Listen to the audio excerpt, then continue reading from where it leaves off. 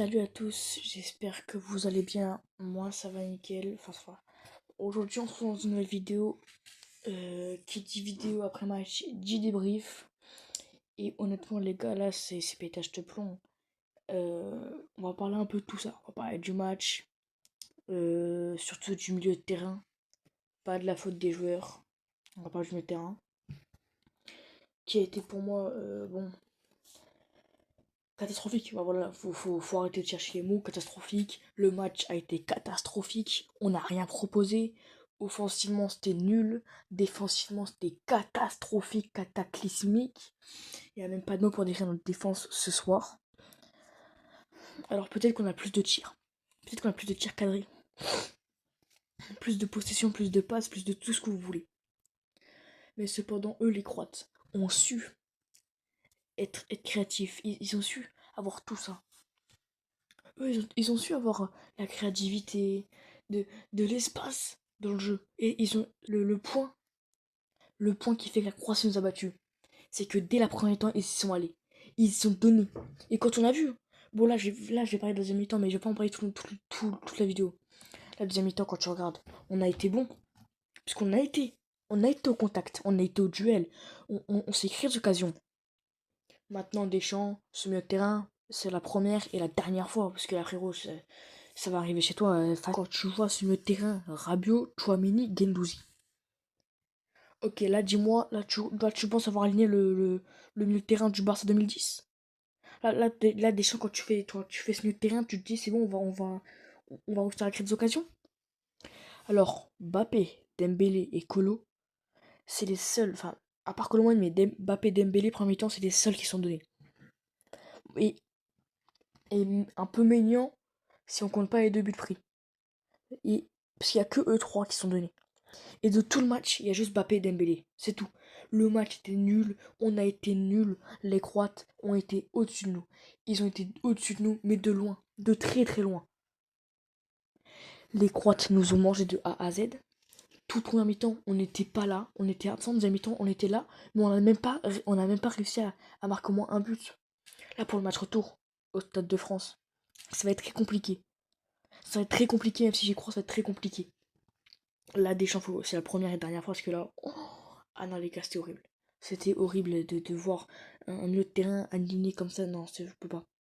Je peux pas. On commence direct avec les joueurs avec l'un des joueurs que je déteste le plus de l'équipe de France, que j'aime le moins parce que c'est l'un des moins bons. Mais c'est pas la vraie raison. C'est pas. Si, en fait, parce qu'il est gay, voilà, faut le dire. Il est juste trop nul. Matteo Guendouzi est trop nul. En milieu de terrain, il apporte rien à l'équipe de France. Alors, c'est pas contre lui, hein. Mais il est nul, en fait. Il est nul. Voilà, faut arrêter de se mentir à nous-mêmes. On se cache trop derrière les Deschamps, je sais pas quoi. Guendouzi, t'as été nul. T'as proposé zéro. T'as rien donné. T'as dû gagner une faute, c'est tout ce que t'as réussi dans ce match-là aujourd'hui. T'as rien donné. Aucune bonne passe. Aucun tir. T'as fait aucun tir. Un milieu de terrain qui fait aucun tir. Ça peut arriver, mais pas autant de fois. Pas autant de fois en un match.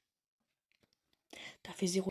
Là, on va parler de Jules Koundé, qui a été pourri première mi-temps. Les gars, c'est simple. Koundé, comme toute l'équipe de France première mi-temps, c'était dégueulasse. C'était nul. Il a pas réussi à jouer. Par contre, deuxième mi-temps, ça c'était bon. Il était en attaque, il était en bas, en défense, il était partout. Et ça, c'est ce qu'il nous faut. Des joueurs comme ça, c'est ce qu'il nous faut. Là, ce que Koundé nous a fait, première mi-temps, c'était dégueulasse. Il allait nul au contact. D'ailleurs, c'est pour ça qu'on s'est pris. C'est l'une des raisons pour lesquelles on s'est pris le deuxième but. Il était devant Koundé, il a attendu Koundé, je sais pas ce qu'il a fait, attendu, je sais pas, il attendait son McDo, son livreur Uber Eats, il était un peu en retard, du coup il attendait, il allait pas jouer tant que le livreur était pas là. Ce qui se passe, c'est qu'il tire, il y a un compte, je sais pas quoi, ça vient Super Edic, il fait une superbe reprise de volée, petit filet, mais il ne peut rien faire. Koundé, premier mi-temps, c'était dégueulasse, deuxième mi-temps, ça allait, il a pu se faire pardonner. Là, les gars, on va passer sur un vrai gardien. Et sur un gardien qui nous a privé de plusieurs buts. Notamment le tir de Mbappé contré. Livakovic partait bien, sauf qu'il il est encore mieux reparti. Je sais pas comment c'est possible de faire des arrêts comme ça. Normalement, c'est que dans les animés que tu vois ça. Normalement, c'est que dans les animés, dans les dessins animés, dans les trucs pour gosses que tu vois ça. Là, Livakovic a fait un match monstrueux. Il nous a montré que vraiment, il était présent et qu'il voulait vraiment donner à la Croatie de quoi pouvoir se qualifier en demi-finale. Et là, les gars, simple. Là, si j'ai pas mis de joueurs, c'est parce que j'ai juste envie de vous montrer toute la défense. C'est juste toute la défense de la Croatie qui a été monstrueuse. Ça n'a pas été un joueur, pas deux. Et pas pendant une courte période. Non, eux, ils se sont présentés devant la France. Ils ont pas eu peur, ils ont regardé droit dans les yeux. Ils ont pas eu peur, ils nous ont regardé droit dans les yeux. Ils nous ont dit, ce soir, on vous laissera pas passer. Et qu'est-ce qu'ils ont fait? Ils nous ont pas laissé passer. On a trop sous-estimé la Croatie. On les a beaucoup trop sous-estimés. Et forcément, le karma est forcément frappé. Alors pour moi, les gars, bon, j'y crois toujours. Au Stade de France, c'est possible. On peut le faire. Mais ça va être compliqué si on rejoue pareil, avec le même milieu de terrain, sans faire rentrer que ce soit Désiré Doué, faire rentrer Barcola à 15 minutes de la fin, ne pas convoquer Ryan Cherki. Et les gars, je prends Marseille, hein, mais ne pas convoquer Ryan Cherki en équipe de France. Corentin Tolisso. Ne pas convoquer, enfin ne pas faire, faire rentrer Barcola à 15 minutes de la fin. Ne pas faire rentrer Désiré Doué. Même au milieu de terrain, Doué aurait pu apporter quelque chose à l'équipe de France. Ce soir, Doué, pour sa première sélection, Doué aurait pu apporter quelque chose. Il a été s'échauffer avant la mi-temps. Il a été s'échauffer pour rien. Tu lui as fait un espoir pour rien, Deschamps. Tu lui as fait un faux espoir. Là, la défense de la Croatie a été monstrueuse, mais direct. Ils ont vraiment pas eu peur de que ce soit Mbappé, Dembélé, Kolo Muani, Koundé.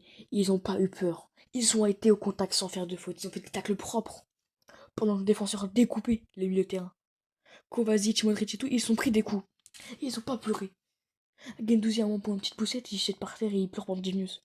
Et dès qu'il voit qu'on a une attaque, il se relève. Eux, que ce soit le milieu de terrain. Là, les gars, je montre toute l'équipe de la Croatie. Toute l'équipe de la Croatie, parce qu'ils ont tous été monstrueux. Ils ont tous été monstrueux. On s'est fait manger de A à Z, les gars.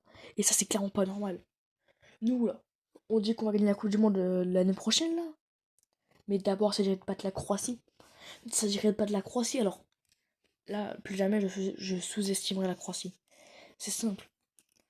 Puisque, que ce soit Luka Modric, 50 000 ans, le poteau, il arrive quand même à te faire un retour défensif sur Kylian Mbappé, qui allait frapper. Livakovic, tout jeune, je sais pas il a quel âge, mais il est tout jeune. Et qui arrive quand même à arrêter des balles qui partent en lucarne alors qu'il est déjà à terre. Que ce soit Kaletakar, pareil, il a 30 ans. Enfin, il a une tête à avoir 30 ans. Je sais pas à quel âge, mais il a aussi 30 ans. Il arrive quand même à défendre sur Dembélé, qui a de grandes enjambées, qui court très vite. Et Gvardiol, c'est pareil. Les gars, aujourd'hui, la Croatie a été monstrueuse. Et ils méritent leur place devant nous. Bon, si j'ai pas commenté. Bon, les gars, là on vient à notre sujet. Si j'ai pas commenté le match entre la France et la Croatie, parce qu'avec le logiciel que j'utilise, il y a eu un petit problème. Du coup, j'ai pas pu, parce que en fait, pour écrire, j'avais eu un problème. Donc, voilà. Donc, j'ai pas pu commenter. Du coup, le match retour, les gars, je la commenterai pas non plus. Parce que ce sera pas cohérent dans ma tête. Enfin, pour moi, bref, ça va pas. Premier live sera le 28 mars, il me semble. Live, enfin le premier live sera le 29 mars 17h. Donc les gars, soyez à l'affût, ce sera Marseille-Reims. Bref les gars, vite bon. Pour l'instant mes résumés seront très courts. Enfin très courts, 10 minutes. Parce que je débute. Et vu que bon, je vais regarder un peu l'émigré parisien et tout pour un peu mieux comprendre comment faire et tout. Enfin voilà. Bref les gars, c'est la fin de la vidéo. J'espère que vous aura plu. Et Deschamps, j'espère que t'as pris note. Bon, tu vas clairement pas vidéo, je sais rien.